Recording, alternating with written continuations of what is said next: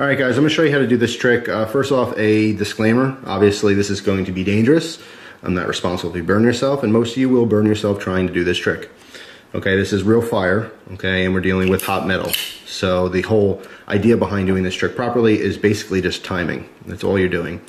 So now I came in kind of tricky. I lifted the Zippo up and I did a little flip here, but all I did was I started off with the hinge on top, okay, the lid to my left.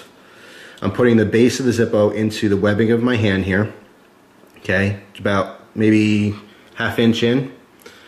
The middle finger is supporting the lighter, okay, in the webbing, and the pointer finger and thumb are gently resting on the lid. The first part of this trick, and I've done this before, is actually squeezing with your middle finger to pop this open. It's a very simple trick. You're going to have to practice this just by itself before you can get the full trick down.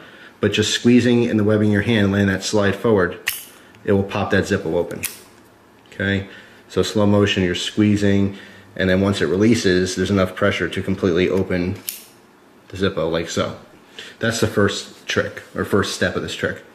The second step is going to be lifting your ring finger here and your middle finger, sandwiching them together and straightening your hand out. This spins it around, okay?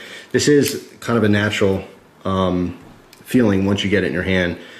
You flip it open, ring finger and middle finger come both up, and then once you basically put them against the Zippo, it's naturally going to want to turn like this. The next step is very simply lighting it with your thumb. Okay, then from here, what we're going to do is we're going to bring it in towards the hand with our ring finger. All right, our ring finger is bringing it in towards the hand.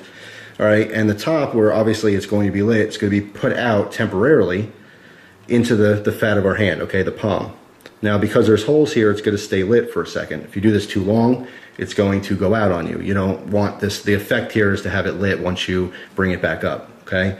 So the ring finger comes down, pushes it into your hand, your thumb goes over there, your other fingers extend, of course making the shocker symbol, ha ha ha.